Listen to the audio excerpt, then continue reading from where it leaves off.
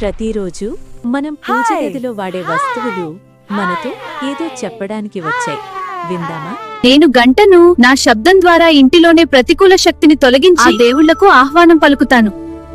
నేను ధూపమును నా సువాసనలతో అనుకూలతను వ్యాపించేరుస్తాను. ఈ ప్రార్థనలను దైవానికి చేరుస్తాను. మేము పసుపు కుంకుమలము మంగళానికి శక్తికి ప్రతికలము.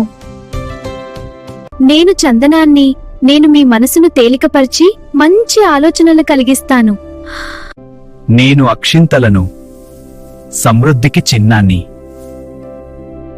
మేము పువ్వులం, మేము మీ మనసును దేవుడికి చేర్చేవారదులం.